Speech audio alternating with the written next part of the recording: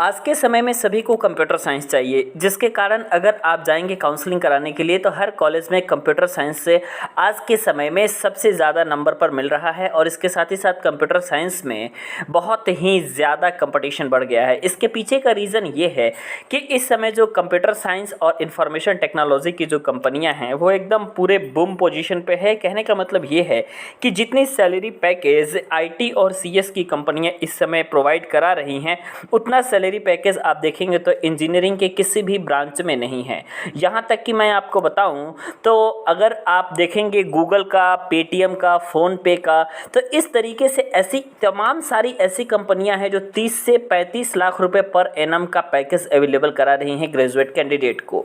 लेकिन ये भी जो है हर कॉलेज में कैंपस प्लेसमेंट के लिए नहीं जाती। जो टॉप के कॉलेजेस होते हैं वहीं पे ये कैंपस प्लेसमेंट के लिए जाती हैं। अगर मैं लो लेवल की भी बात करूं तो एटलीस्ट आपका 8 से 10 लाख रुपए तक का पैकेज तो आराम से कंप्यूटर साइंस इंजीनियर को इस समय मिल जा रहा है।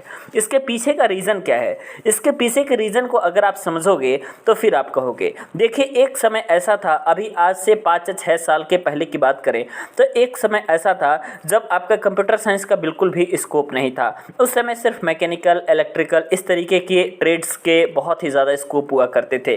तो उस समय का सिनारियो कुछ और था और इस समय का सिनारियो कोविड आने के बाद कंप्लीटली चेंज हो चुका है। इस समय आप देखेंगे तो सारी चीज़ें बिल्कुल ऑनलाइन शिफ्ट हो गई है। यहाँ तक कि आपका एजुकेशन भी सबसे ज़्यादा ऑनलाइन शिफ्ट हुआ है। तो अगर कोई कैंडिडेट कंप्यूटर साइंस से पढ़ता है तो वो डिजिटल मार्केटिंग में तो अपना करियर बना ही सकता है। इसके साथ ही साथ ऐप डेवलपिंग में भी अपना करियर बना सकता है। वो एक अच्छा प्रोग्रामर बन सकता है, एक गेम डेवलपर बन सकता है।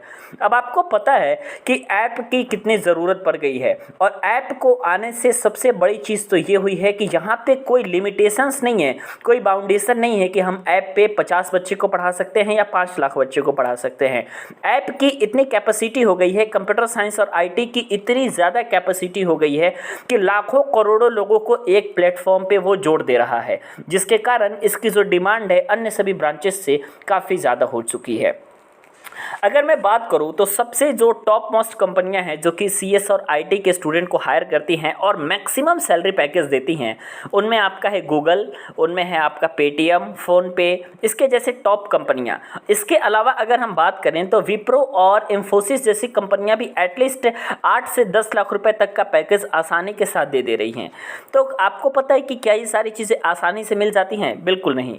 हमेशा आपको पर डे पढ़ने की ज़रूरत पड़ेगी अगर आप CS या IT के कैंडिडेट है तो, क्योंकि यहाँ पे हर चीज़ अपडेट होती रहती है। ऐप में भी नया फीचर आता रहता है, आपके लैंग्वेजेस भी नए नए आते रहते हैं, लैंग्वेज में भी आपका अपग्रेडेशन होता रहता है। इसके अलावा आपकी बहुत ऐसी चीज़ होती रहती है जिनमें बदलाव बहुत ही क्विक होता है और एक CS या IT स्टूडेंट को उस बदलाव को स्टडी करना बहुत ज़रूरी होता है ताकि वो जो है बहुत ही आसानी के साथ सारी चीज़ों को समझ सके। तो इसके लिए आपको लैंग्वेज का नॉलेज होना बहुत ज़रूरी है। आमतौर पर मैं बात करूं आपके जनरली 3 लैंग्वेज जैसे पाइथन, C++ और जावा। ये 3 लैंग्वेज में आपको एक पाइथन लैंग्वेज ये तो आपका करना है, करनी ही करनी है, इसके बिना तो आपका काम नहीं चलेगा। लेकिन इसके अलावा मैं बात करूं तो C++ तथा जावा, इन दोनों कोर्स में से एक कोर्स भी आप ज़रूर कर लीजिएगा। अगर आपको कैंपस प्लेसमेंट से रिलेटेड और जानकारी लेनी है तो सबसे पहले आपको इस चैनल को भी सब्सक्राइब कर लेना है। इसके अलावा अगर आप CS या IT के स्टूडेंट हैं तो इम्पॉर्टेंट सब्जेक्ट जो मैं आपको बता रहा हूं उस चीज़ को पढ़ना आप बिल्कुल स्टार्ट कर दीजिए, क्योंकि मैक्सिमम आप देखेंगे कैंपस प्लेसमेंट में तो यही चीज़ें आपसे पूछी जाती है, जैसे डाटा स्ट्रक्चर और एल्गोरिदम के बारे में हो गया, ऑपरेटिंग सिस्टम के बारे में हो गया, या फिर DBMS के बारे में हो गया। कहने का मतलब है डेटाबेस मैनेजमेंट सिस्टम। ये जो सारी चीज़ें हैं आपके लिए बहुत ही ज़्यादा इम्पॉर्टेंट सब्जेक्ट होने वाली हैं और सभी को इन सब्जेक्ट्स को स्टार्टिंग से ही पढ़ना बहुत ज़रूरी हो जाता है, क्योंकि जो कैंपस प्लेसमेंट के लिए कंपनी आती है वो सारे कंपनी मैक्सिमम इसी सब्जेक्ट को प्रीफर करते हैं क्वेश्चंस पूछने के लिए।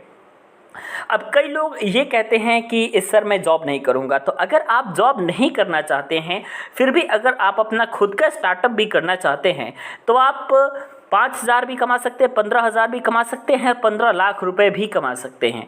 ये कैसे पॉसिबल हुआ? तो इसके लिए सबसे पहले आपके पास होनी चाहिए नॉलेज। अगर आपने ऐप डेवलपिंग का नॉलेज ले रखा है, आप अगर एक प्रकार के ऐप को डेवलप कर लेते हैं, आप ऐप के मेंटेनेंस से सारी चीज़ें देख लेते हैं, तो आप खुद भी ऐप बना सकते हैं और उस पर काम कर सकते हैं। खुद भी वेबसाइट को बना सकते हैं, उस वेबसाइट को रन करा सकते हैं। आप एक अच्छे प्रोग्रामर बन सकते हैं।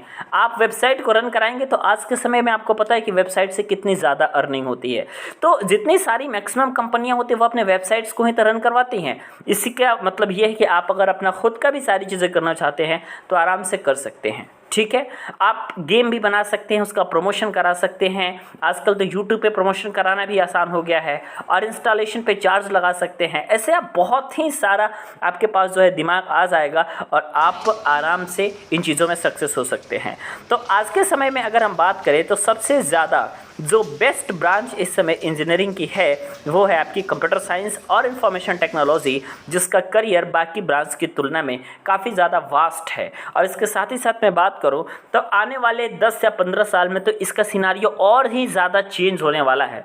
तो अब मैं सबसे पहले ये बात करता हूं कि क्या अदर ब्रांच के स्टूडेंट इस सेक्टर में नहीं आ सकते? तो अदर ब्रांच के स्टूडेंट भी इस सेक्टर में आ सकते हैं, लेकिन उसके लिए आपके पास ज़रूरी है लैंग्वेज का नॉलेज होना।